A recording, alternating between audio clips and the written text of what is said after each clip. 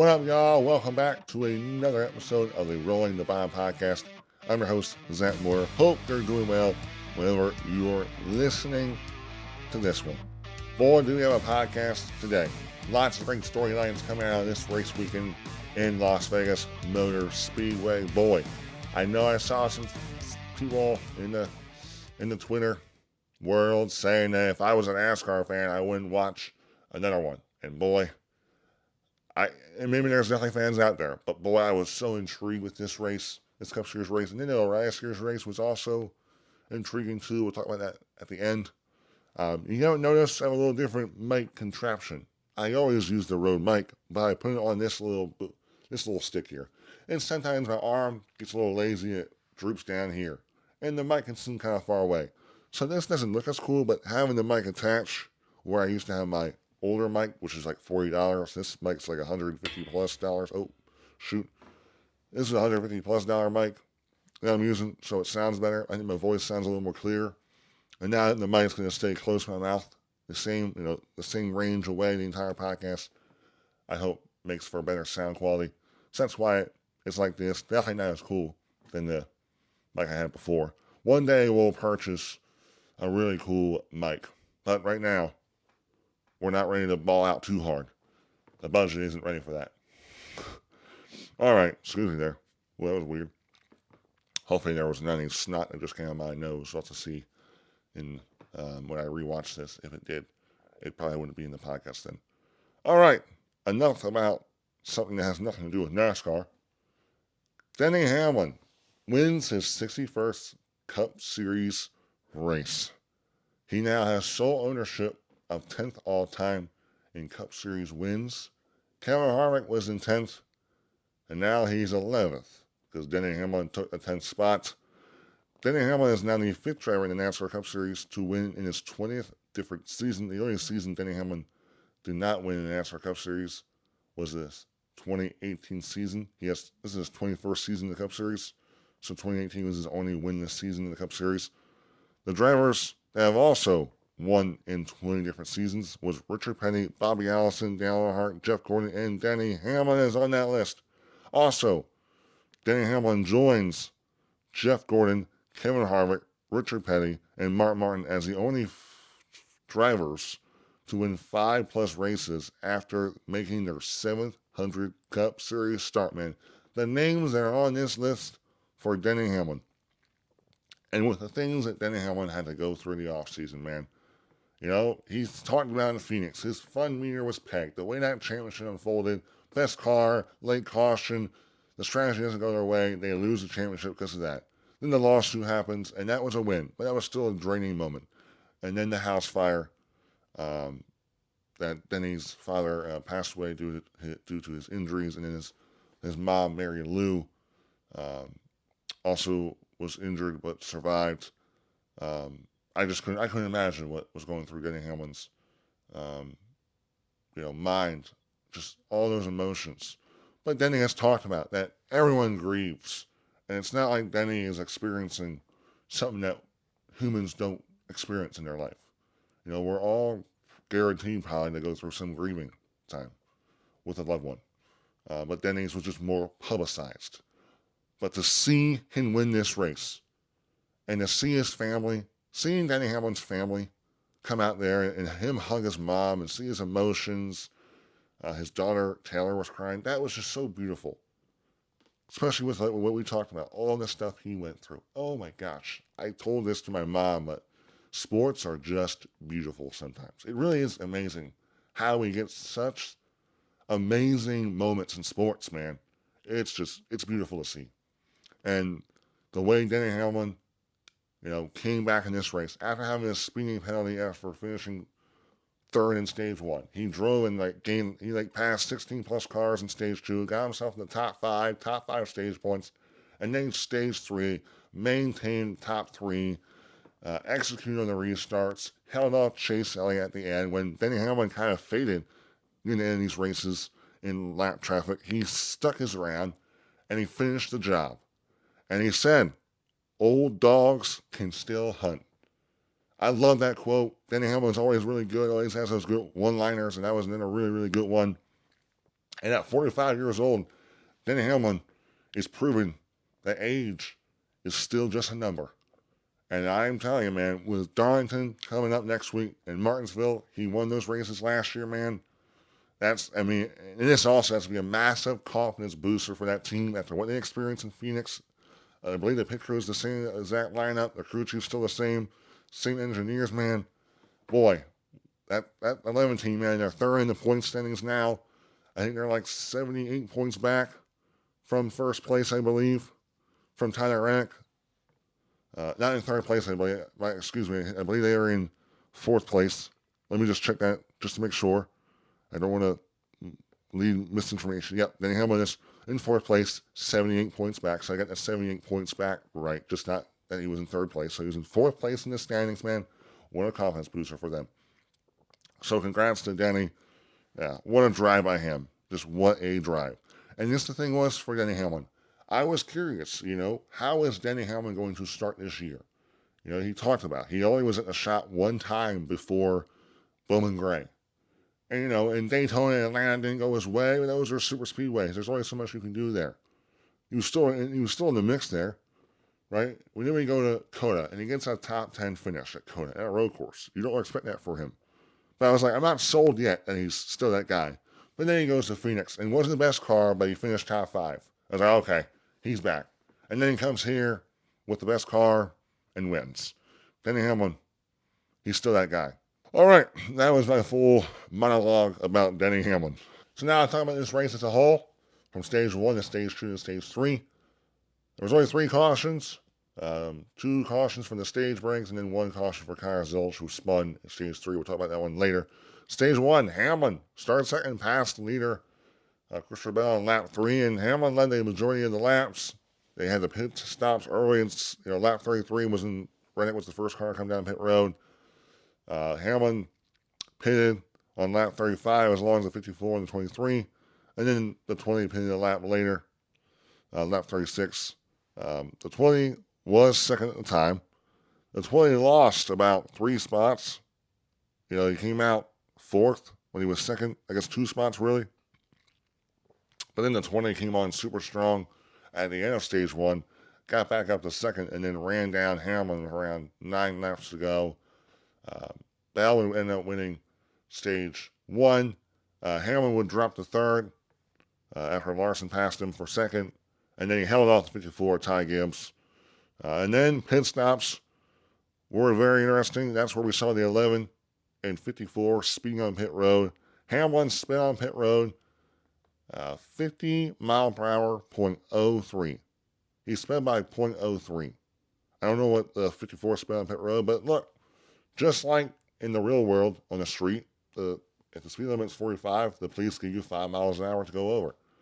Well, Hamlin was 5 miles over, but he was at 0.03 over more. And the teams have these gauges. They don't have a mile per hour gauge. They just have, they have an RPM gauge. They also have some digital dashes, a digital dash that has these lights that light up. That's supposed to help them. I don't know how it all works. I don't want to sound like an idiot trying to explain this. But that's also could be off maybe.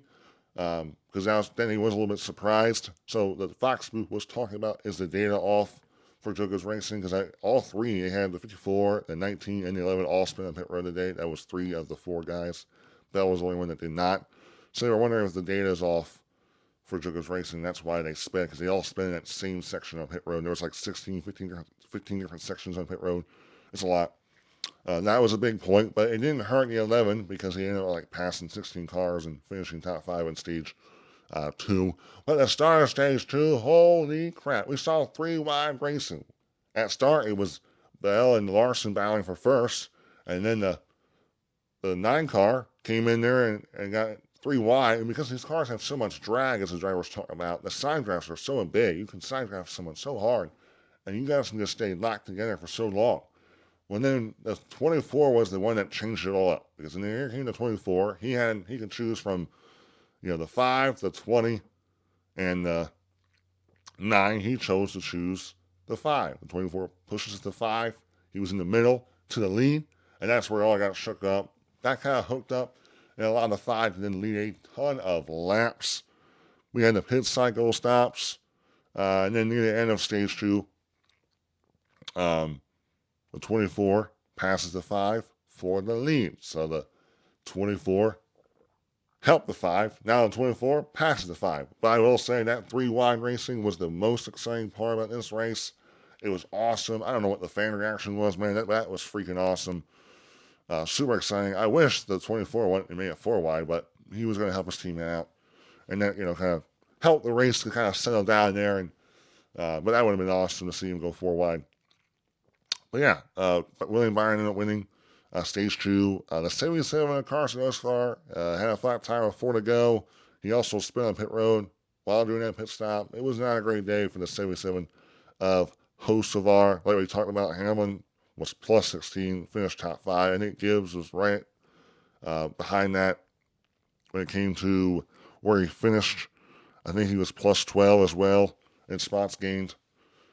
So, yeah, those Joe Gibbs racing cars were fast today. Now, moving on. In stage 3, Larson gained the lead back on pit road. And then they restarted with the 24 taking the lead on the restart.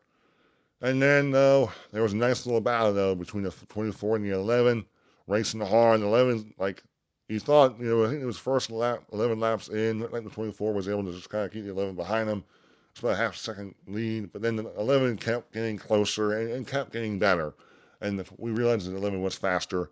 And then 11 just kind of set it in there, turn 3, and right below that 24 wasn't giving him much space in the bottom, but he took it. I guess the 24 was kind of mad about the aggressiveness by Hamlin. I don't have the quote in front of me, but the radio was pretty chattery. He wasn't liking the way that Hamlin kind of like forced it in there. But, I mean, Hamlin was just going and being aggressive. And I guess, Byron didn't like that he was being aggressive like that. I don't have the quote, so I don't want to, misspeak for Byron. But that was a big aggressive move there. And then we had our final pit stops. The first, I think the 12 of Blaney was the first to the pit with 58 to go, and the 12 slid in his box. And then 57 to go, the 24 passes the 11 for the lead, back from the lead. And then at that same time, on lap 56, the Kyle spins in turn 4. And that incident was our only regular incident for natural cause. The 88 of Zilch was just trying behind the 47, Ricky Stenhouse Jr. Ricky chose to pit, but Ricky never put his hand out, Zilch says. So the 88 was trying to weave around him and not run in the back of him like we saw last year where the 24 had no idea that Ty Dillon was coming. And the 88 lost it. Had a little bit of damage in the front. That was a big caution. Then we had pit stops. Trying to make sure I have what the race off pit road was. At the same time, Chase Briscoe, after speeding on pit road, and I think he also had a loose wheel where he had to go into the 54 pit box and tighten that bad boy up. He got his lap back. He was back in the lead lap. We'll talk about him then as well because he had an incredible comeback to finish top 10. And then the race off pit road, which was going to be the final pit stop of the day. Christopher Bell gained 2 spots using that number 1 pit box. Got out front of Hamlin. Hamlin came out second. Byron lost 2, came out third. Elliott came out 4th. Chris Buescher came out 5th there. Gibbs gained 2, came out 6th. Reddick came out 7th. Larson lost 4 spots, came out 8th there. That was a big change there, losing 4 spots at pit road. Wallace maintained. Brad gained 1. Brad Keselowski gained 1, was in the top 10 there. And then on the restart, with 49 to go, the 11 takes first from 20 of Christopher Bell. It was within the first 2 laps, I believe. I mean, Hamlin, Bell didn't have a chance. I thought Bell was going to, at least, if he cleared him, he wouldn't have led a couple laps there, but Hamlin stayed side by side, used that side drive, and then cleared Bell with 49 to go. And then that was Kyle had a lead state. But the real question was going to be, how long could Hamlin? We knew Hamlin was really fast at starting these runs. But once he got to lap traffic, his car got tightened up, and he struggled to pass that traffic. He burned the tires up a little bit, and that's where we saw, the 24 and the 20 come on strong late and make those late stage passes.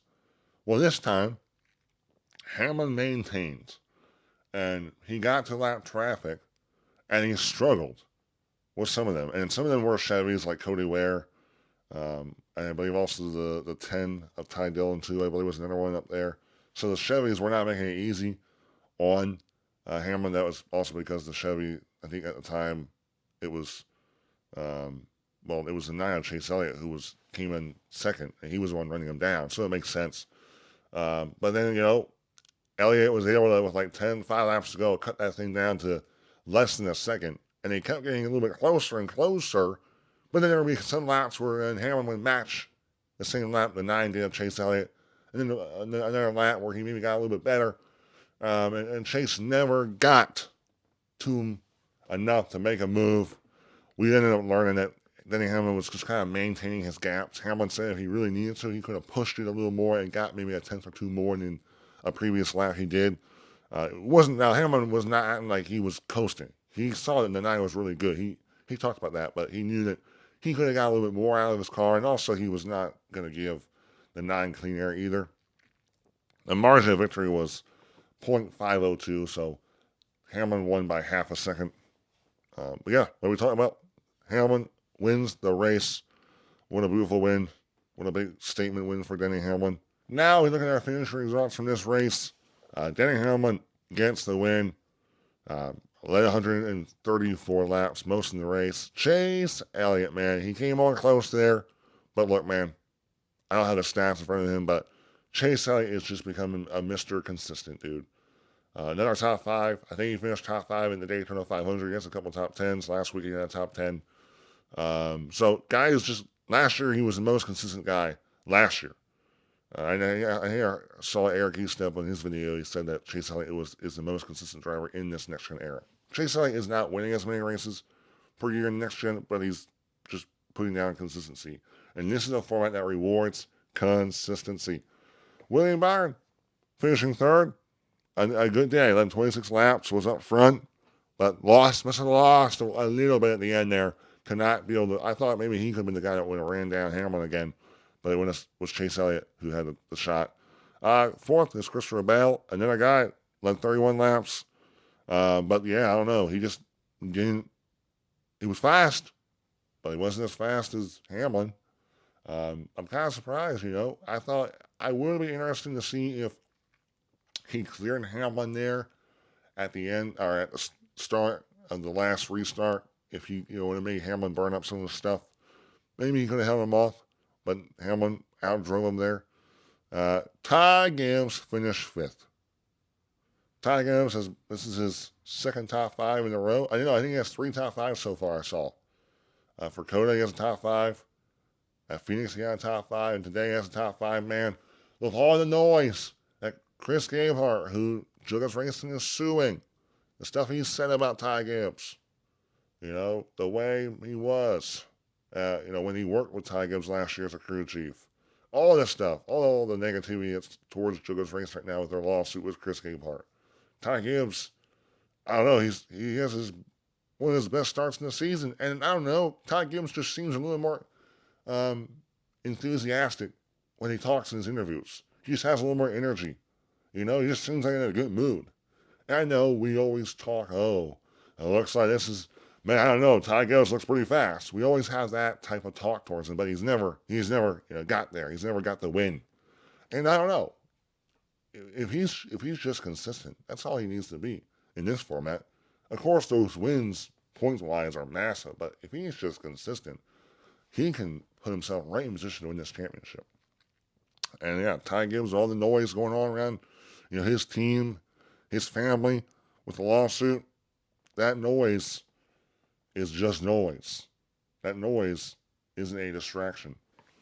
Moving on, Chris Buescher, 6th, man. Great day for Chris Buescher, man. Oh, my.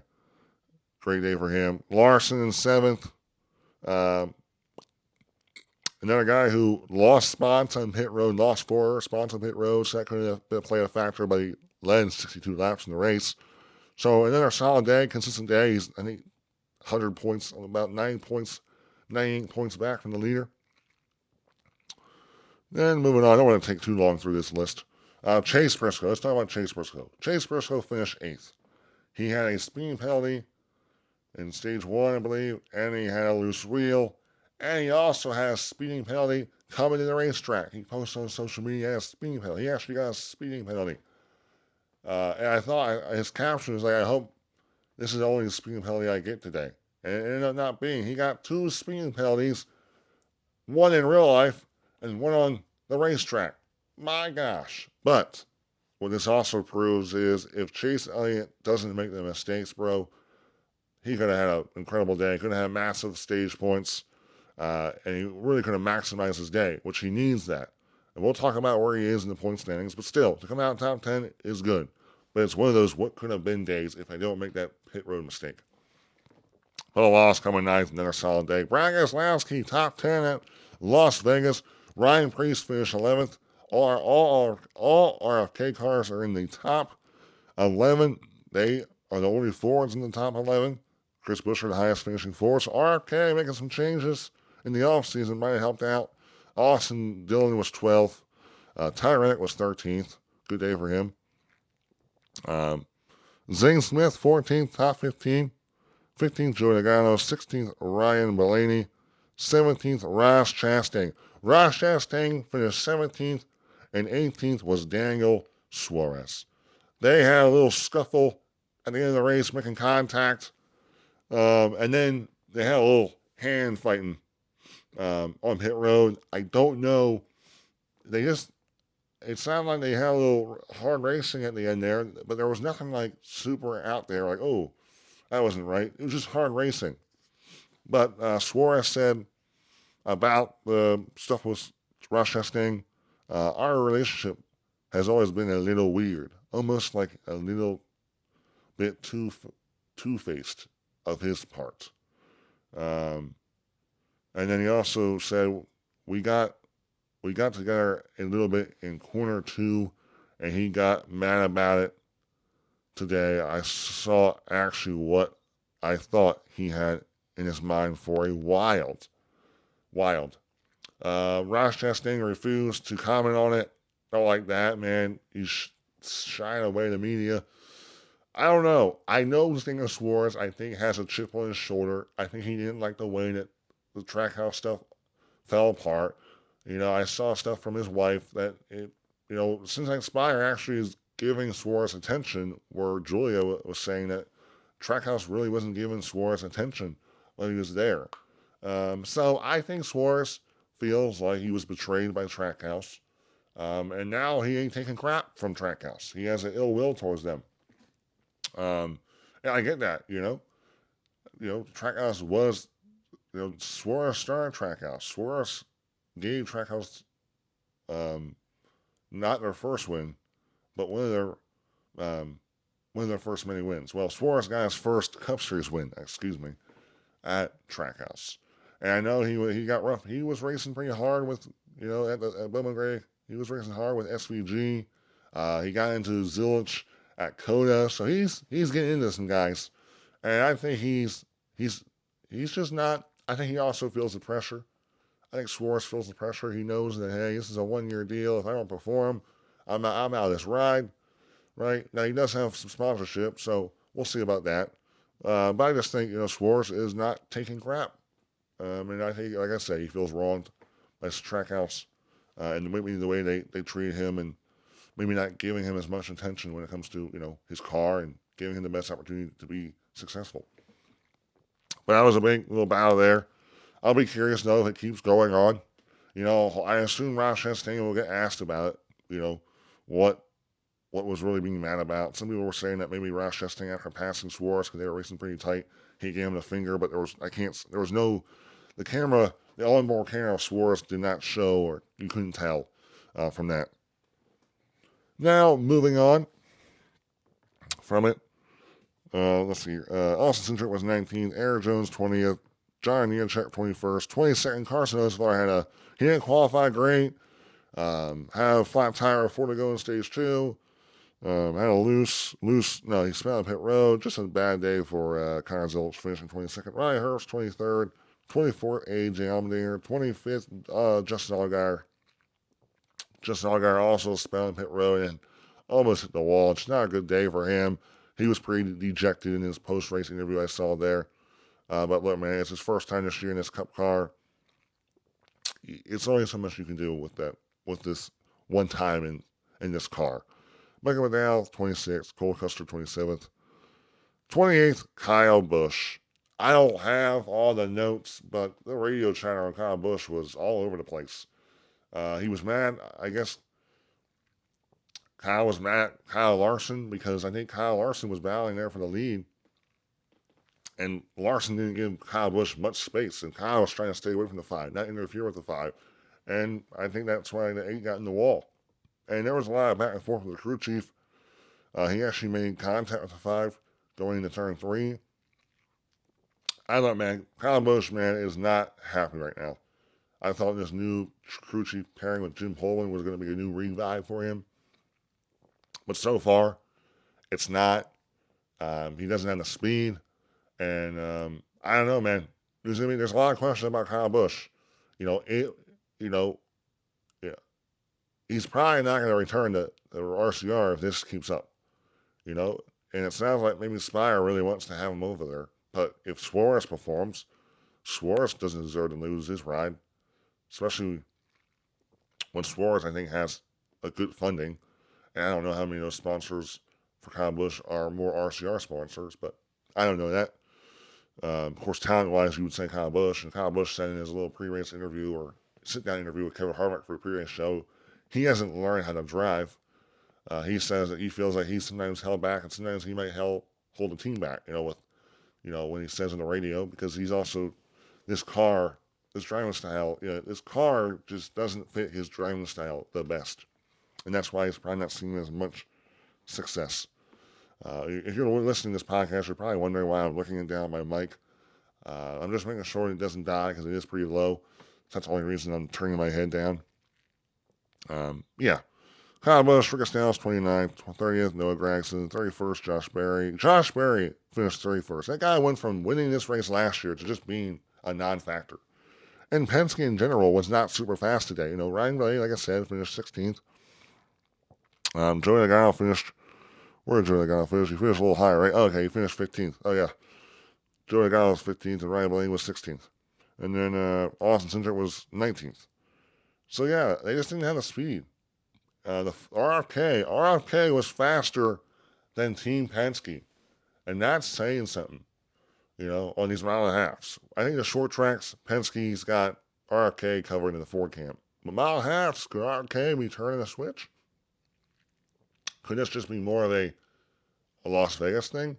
Also, the Chevrolet bodies, there's a lot of talk about them.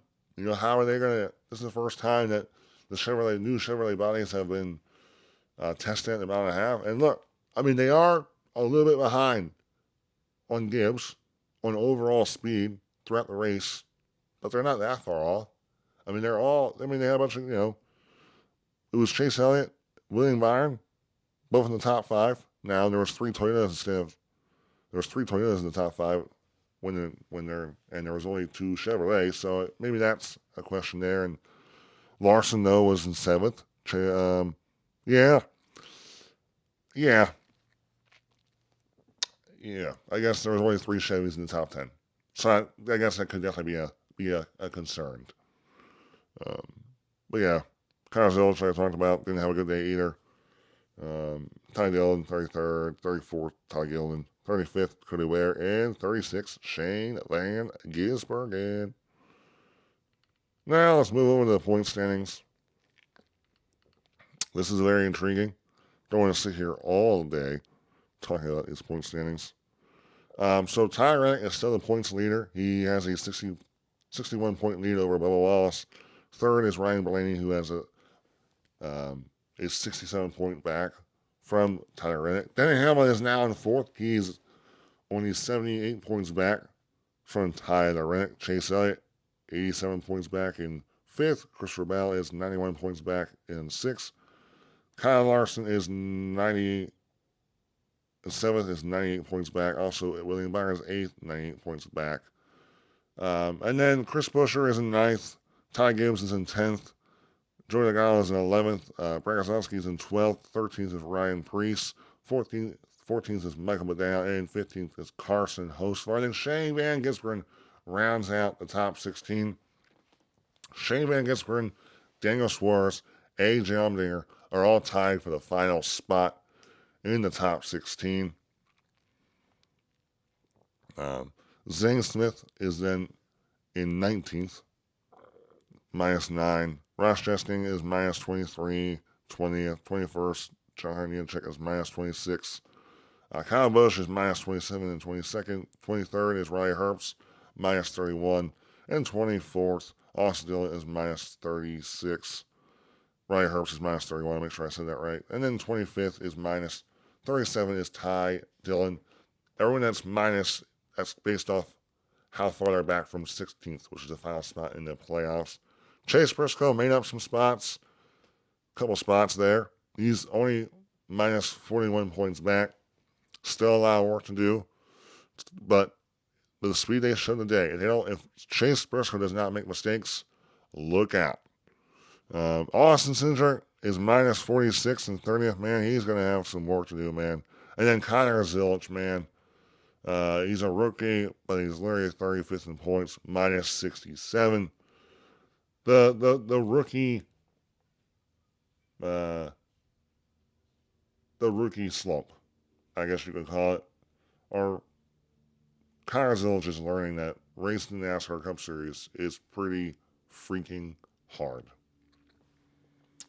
All right, now this race overall. I thought this race was really good, guys. Really good. There was 21 lead changes, 21 drivers led laps. There were 9 leaders. Denny Hamlin led the most laps, 134. Larson led the second most laps, 62 laps. Christopher Bell led the third most laps, 31 laps. And William Byron led the fourth most laps in 26 laps. There were only 3 cautions like we talked about for 20 laps. I felt like the race flew really well. The race was only like 2 hours and the race was 2 hours and 41 minutes, less than 3 hours. I really, like I said again, I would love to see those stage breaks go away. I think it would really add a little more flow to the race and maybe change up the way that the race would play out, maybe a little bit. Look, some fans may think this race was boring and terrible. You know, the leader would run out to the lead like Hamlin, and then near the end is when you saw some action from the lead. I just thought the strategy was intriguing. That's why I really, really enjoyed this race. I know other people may not think, won't think this race was that good. But I did.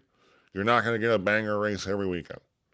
I get that people maybe they have that high of standards when it comes to a race for them, but you're not going to get it every weekend. If I were to rank this race on the Rollie Rate, as I call it, I mean, look, I'm going to give it, I am trying to really say. I mean, I really enjoyed it. I don't know. I might have enjoyed it. I probably enjoyed it more than Phoenix because Phoenix, there was just so much cautions. I don't know. I'm going to probably go with this with a 7.2. I have a hard time saying that it was a 6 something. I enjoyed it.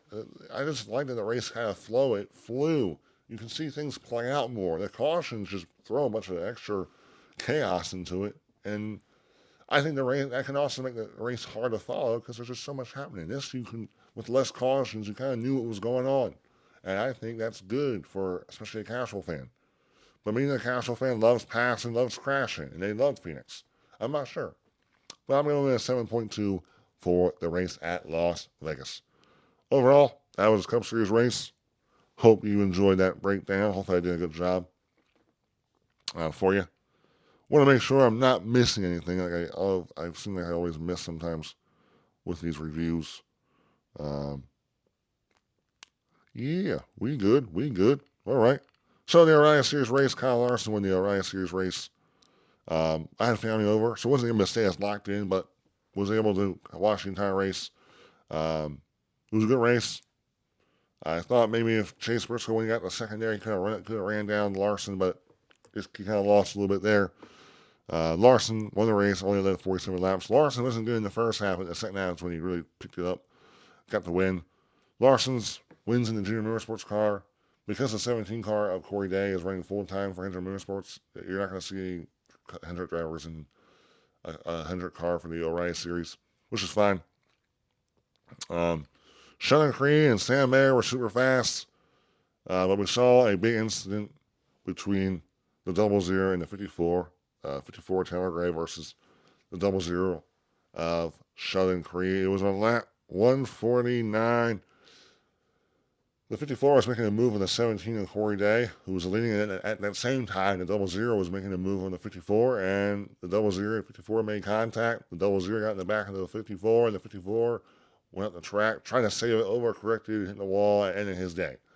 And the 54 was pretty mad. And the 00 of Sheldon Creed, he took full responsibility of it. So that was my bad. He didn't realize how close the 54 was to the 17. So that's why they made contact, and maybe that was also why the 00 felt like using the bumper on the 54, because I think the 00 thought the 54 was blocking him, but he was just making a move because he had a little bit of a run on the 17. It's one of those racing deals. Look, if the 54 feels like it was a warranted apology, then the 54 won't do anything. But also, the 54 had a chance to win this race, and his chances were over. So who knows? Martinsville's coming up in 2 weeks. That's a great time to kind of send a message. If they are racing hard, I think the 54 will owe the 00 one back. We'll see how that one plays out.